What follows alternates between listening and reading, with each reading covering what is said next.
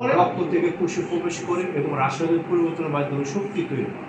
দেহের সকল শক্তির উৎস হচ্ছে গ্লুকোজ। এই জন্য গ্লুকোজকে বলা হয় কোষের জ্বালানি। একদম সিম্পল। এই যে আপনার দেহটা চলছে, এই যে দেহটা কাজ করছে, কিভাবে কাজ করছে? এই কাজের পেছনে রক্ত থেকে কোষে প্রবেশ করে। এই যে গ্লুকোজটা প্রথমে ব্লাডে আসে, ব্লাড থেকে সেটা কোষে যায়।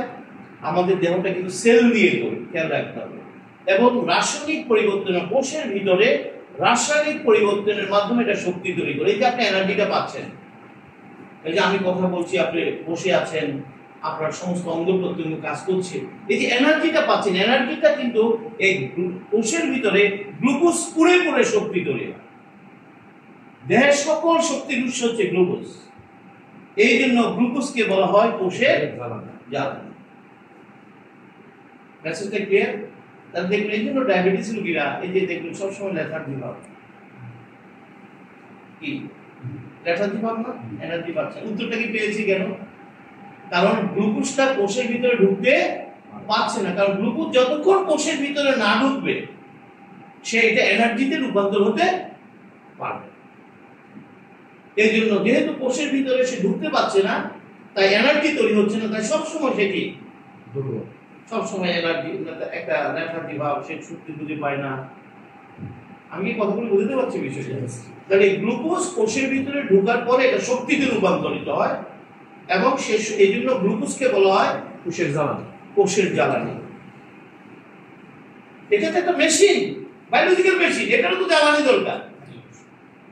কি এটা একটা বায়োলজিক্যাল মেশিন না? তো এটা কি জ্বালানি দরকার না? এটা জ্বালানি কি? গ্লুকোজ। খেয়াল রাখবেন। দেখেন, আমাদের ডাক্তাররা কখনো এগুলো মানুষকে ফোকাস করে না, করে? অথচ এটাকে শত্রু বানিয়ে দিয়েছে রীতিমতো। অথচ এটা ছাড়া মানুষ মুহূর্তের মধ্যে মারা যেতে পারে, ওদের সেকেন্ডে আপনি মারা যেতে পারেন। কারণ জ্বালানি যদি তৈরি না হয়, এনার্জি তৈরি হবে না, আমার মারাও যেতে পারে না, আপনার সমস্ত কোলাপস করে দিতে পারে।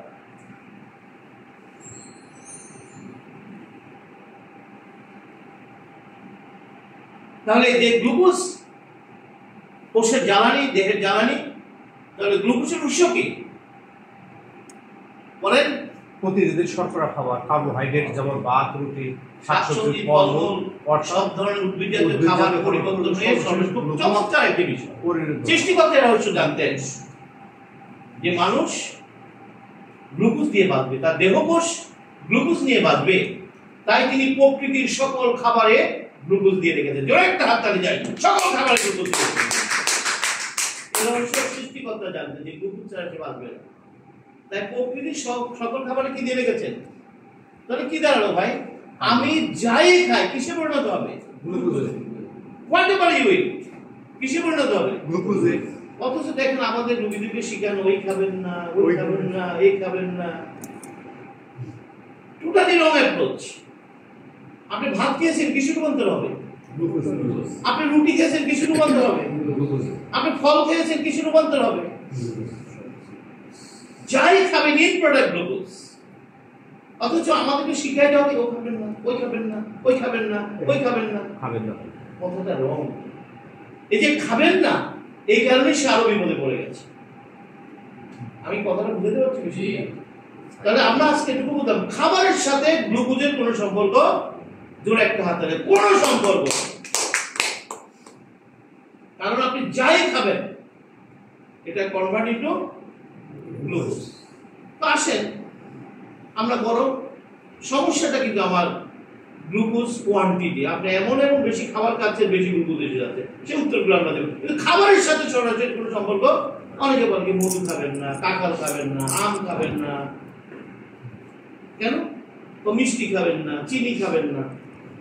আসলে এগুলি রং অ্যাপ্রোচ। বিষয়টা হচ্ছে যে আপনি যাই খাবেন কিসে পরিণত হবে? তো আপনি এটা খাবেন না কেন? আমার কি কাঁঠালে বা আমার ফলে কি শুধু কি গ্লুকোজ থাকে? অন্য কিছু কি থাকে না? অনেক ভিটামিন থাকে, মিনারেল থাকে, অনেক কিছু থাকে। তো আপনি গ্লুকোজকে টার্গেট করে আপনি একটা ভালো জিনিস খাওয়া বন্ধ করে দেবেন। আসলে বিষয়টা সেখানে না, বিষয়টা হলো কোয়ান্টিটি, কি পরিমাণ খাবেন। কোনো খাবার বন্ধ করা যাবে না। আজকে ডায়াবেটিস রোগীদের মহা বিপদের কারণ হচ্ছে তারা সব খাবার বন্ধ করে দেবে। গ্লুকোজের পাই। বিষয়টা কিন্তু সেটা ঠিক না, খেয়াল রাখতে হবে। এই কারণে কোষ আরো বিপদে পড়ে। তাহলে আসুন আমরা পেয়ে গেছি